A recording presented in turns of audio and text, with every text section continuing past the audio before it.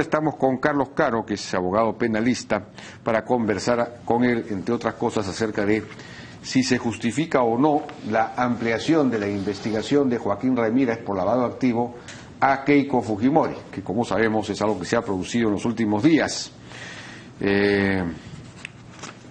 Carlos, ¿qué tal? ¿Cómo estás? ¿Qué tal, Jaime? ¿Cómo le va? Buenas noches. Buenas noches, ¿cómo está? Bueno, esa es la pregunta. Entonces, ¿se justifica o no se justifica que se haya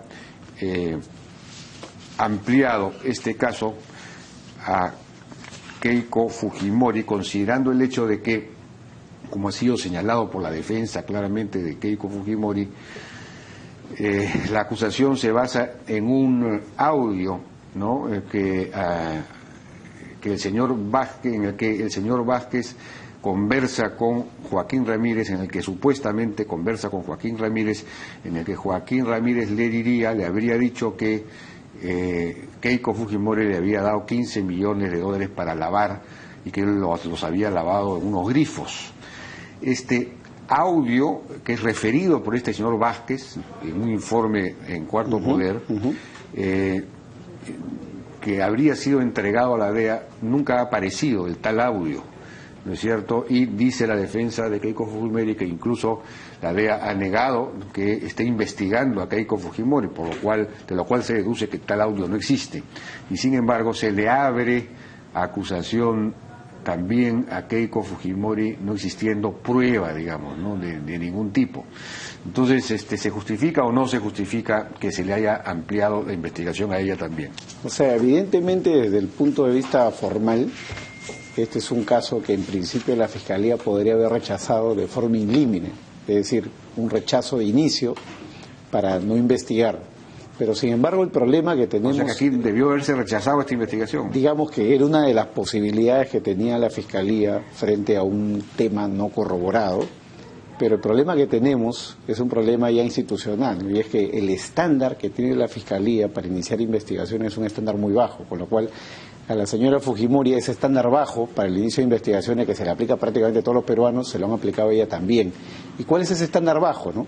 Ese estándar implica que cualquier noticia criminis, es decir, cualquier noticia criminal que provenga de un audio, de un video, de una foto, de una nota periodística o de un denunciante incluso anónimo. Hay casos en la Fiscalía por lavado de activos donde hay denuncias anónimas o denuncias incluso de personas que suplantan a otros en la firma, y pese a lo cual la Fiscalía abre investigación y continúa las investigaciones hasta el final. Claro, en este caso la Fiscalía pues le ha aplicado ese estándar bajo, pero ¿qué es lo que pasa? Así que si hubiese habido un estándar normal, digamos, no se habría abierto esta investigación. Claro, un estándar, digamos, normal. O sea, no se le habría ampliado a No se le habría ampliado la investigación, o lo que podría haber hecho el fiscal es citarla previamente, corroborar mínimamente la información y tras ello recién tomar la decisión de ampliar o no la investigación. Eso es lo que tendría que haber hecho, digamos, aplicando los mecanismos que están en la ley. Pero lo que ha hecho la Fiscalía, como decía hace un momento, es aplicar el estándar más bajo, ¿no? Y ese es el problema que tenemos acá, y es que cuando hay casos políticos, casos que tienen cierta repercusión pública, los fiscales, digamos, tienen el temor de archivar directamente la investigación, porque incluso la Fiscalía Superior de Lavado de Activos tiene prácticamente una lógica, que es la lógica de cuando hay, digamos, una investigación que no ha sido investigada, tiene que revocarse y tiene que ampliarse la investigación. Es lo que le ha pasado al señor Alan García. En el caso de Alan García, cuando sale el informe de la comisión del señor Tapia y llega, digamos, a la Fiscalía de Lavado de Activos, sin hablar de un desbalance patrimonial, el fiscal en primera instancia rechaza la apertura de investigación. Eso lo impugna la Procuraduría de Lavado de Activos y la Fiscalía Superior ordena que se abra investigación porque dice no es posible que se archive un caso sin investigación, pese a que en el caso de García, en ese caso concreto, no había desbalance patrimonial o no había, digamos, un hecho que pudiera significar actos de lavado. Eso es independiente del caso de García por supuesto... Entonces los fiscales están abriendo, digamos, simplemente por precaución política, por temor político a lo que se diría si no abren. Eso sería la... en verdad sí, y es lamentable porque después son casos que se caen, son casos que se archivan y nadie está pensando en todo el presupuesto público que se ha gastado. Son horas de trabajo, miles de soles en recursos que la Fiscalía utiliza para llevar adelante una investigación y que al final lamentablemente terminan archivándose porque no han sido debidamente corroboradas. En el caso de la señora Fujimori, Lo que va a tener que ocurrir es que la Fiscalía va a tener que hacer lo posible por ubicar a este señor Jesús Vázquez, tomarle su testimonio en el Perú, en el extranjero, vía consulado, vía Skype, todos los mecanismos que pueden. El testimonio ya lo dio él, el asunto es que el audio es lo que no está... Claro, pero el testimonio tendría que darlo ya formalmente en la Fiscalía, o sea, ya formalmente en el ámbito de esta investigación, y decir qué elementos de corroboración hay más allá del audio, y si la Fiscalía no los encuentra, va a tener que archivar el caso, porque Keiko ya tiene una versión y Ramírez también. Le consulté esto también al doctor César Azabache, a quien invité, pero no ha podido venir porque justamente salía de viaje, pero él me mandó lo siguiente: creo que ha sido una pésima idea usar ese audio como referencia. La investigación tendría, si se la quiere tomar seriamente, organizarse sobre el financiamiento de la campaña. Y creo que la relación de personas investigadas no debió ampliarse hasta que se haya evidencia seria, real, que justifique los cargos. Le guste a quien le guste y le moleste a quien le moleste, yo digo que me dijeron no justifica una investigación. Yo digo que me dijeron. Si hubiera un caso serio con Keiko Fujimori o contra su partido, el caso acaba de ser ensuciado. Si no aprendemos a renunciar a cuestiones subjetivas en estas cosas, jamás vamos a resolver este círculo vicioso. César Azabache Caracciolo. Caramba, una cosa muy clara, ¿no? Que me ha llamado la atención. Pero hay, al mismo tiempo, dicho sea de paso, aquí hay algo que también llama un poco la atención. Por ejemplo, el documento, la investigación Alejandro Toledo, el pedido de detención preventiva enviado al juez, no es conocido, es decir, la Fiscalía no ha querido soltarlo, ¿no? Nosotros lo hemos pedido reiteradas veces y no lo han querido dar a conocer.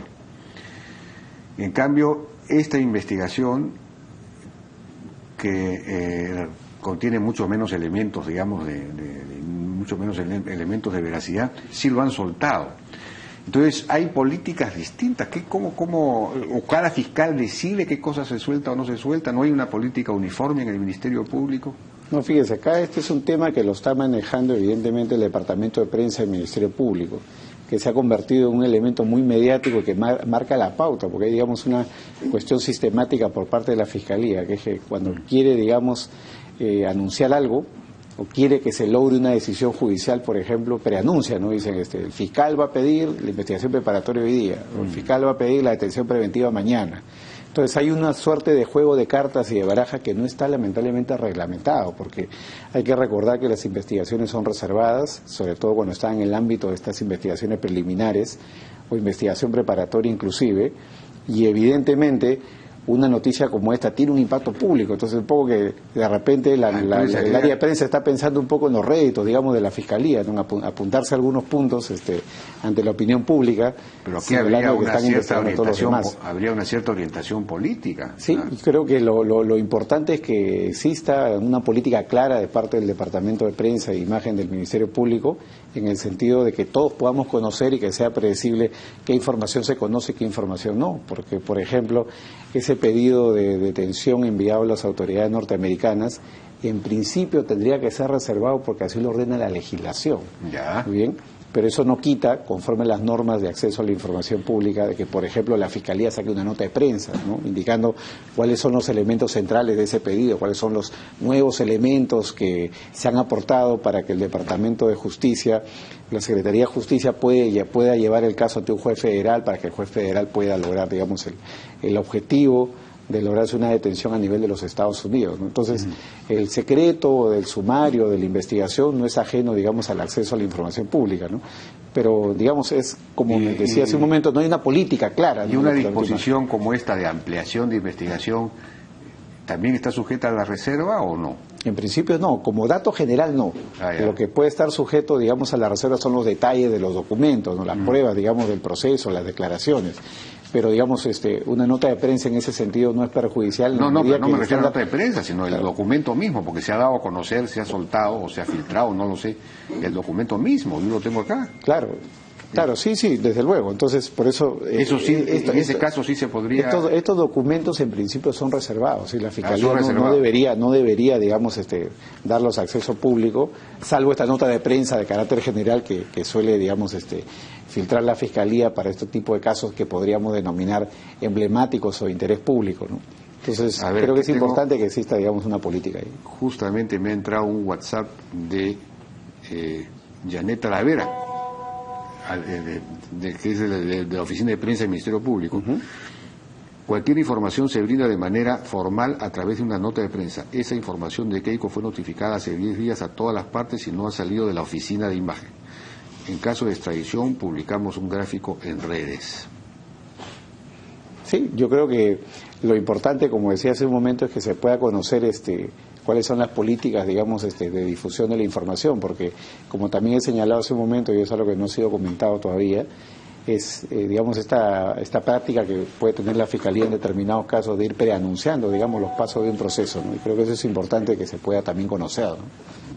¿Cuál? Perdón. Que se pueda conocer cuáles son, digamos, las políticas digamos, que tiene la Fiscalía para ir anunciando los pasos de un proceso, ¿no? De acuerdo, porque, sería bueno. Claro, por ejemplo, como decía hace un momento, en muchos casos los imputados se enteran que puede haber una investigación o un proceso básicamente por una nota de la Fiscalía antes que siquiera sea notificado, como ha señalado, digamos, la jefe de prensa en este caso, ¿no? Ahora, el otro tema es que también ha sido aludido hoy día por Keiko Fujimori en un mensaje en el que ella señala que hay 4 eventos, 4 denuncias contra ella y contra su familia, contra Genji y su padre, que se han sumado en muy pocos días, y ella dice que eso no puede ser coincidencia. Menciona esto que viene de Chile, que el ministro instructor de la Corte Suprema, Ricardo Blanco, acogió el requerimiento planteado por la justicia peruana, amplió la extradición a Fujimori a los delitos de asociación ilícita para delinquir, homicidio calificado, peculado contra la administración pública, etcétera, por el asesinato de 6 ciudadanos en el distrito de Pativilca, en la provincia de Barranca, cometidos el año 92 por el grupo Colina. Esto es un caso, es un caso más del grupo Colina, en el cual, digamos, se le estaría imputando la famosa autoría mediata a Alberto Fujimori. Sí, estamos ahí exactamente ante lo mismo, porque este es un hecho del mes de enero del año 1992. Se ha ampliado ahora la extradición, con lo cual el expresidente va a poder ser juzgado por este caso. Pero en términos prácticos, al final del día parece que no va a poder sumar mucho, porque el señor Fujimori tiene en este momento una condena por 25 años a pena privativa de la libertad, y la pena prevista para el caso de la nueva extradición o de la ampliación de la extradición es una pena igual a 25 años. Con lo cual, conforme a las reglas de la época, que incluso fueron modificadas en el año 97, cuando hay 2 penas similares, como en esa época no había sumatoria de penas, la sumatoria de penas es algo que tenemos en el sistema recién desde el año 2006, no se puede aplicar hacia atrás.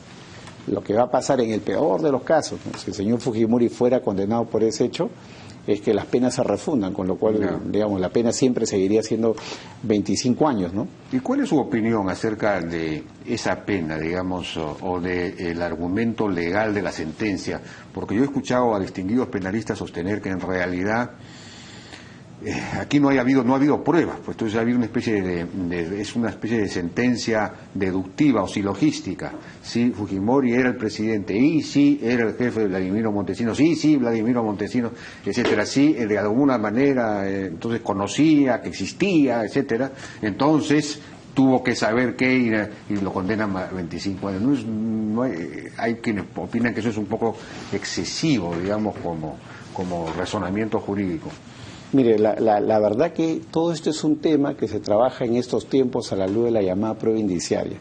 Nadie sabe, ni el mejor psiquiatra, ni el mejor parapsicólogo sabe qué sabía y qué no sabía el señor Fujimori en el año 92. Claro. Lo que hace la Fiscalía y lo que hace el Poder Judicial es armar la prueba por indicios, ¿no? Entonces ahí le han aplicado al señor Fujimori el estándar que está previsto en el Estatuto de Roma en la Corte Penal Internacional, que es el estándar de, digamos, el jefe de mando civil, por decirlo de alguna manera, ¿no? Porque él tenía la posición de jefe supremo de las Fuerzas Armadas y por lo tanto tenía un deber de conocimiento, o sea, no era un ciudadano más, digamos, de la calle, ¿no? Entonces, a partir de ahí es que la Fiscalía y el Poder Judicial construyen los deberes de conocimiento del señor Fujimori. O sea, para nadie era extraño en ese momento que existía un grupo paramilitar, y la pregunta que quedó siempre sobre la mesa, que algunos han respondido positivo o negativamente, es qué hizo o qué debió hacer Fujimori frente a la existencia de este grupo paramilitar. Por eso que es una sentencia tan contradictoria, ovacionada por muchos, criticada por otros, pero que al final del día, para decirlo en una palabra, es una sentencia que está, digamos, dentro de los estándares de las sentencias internacionales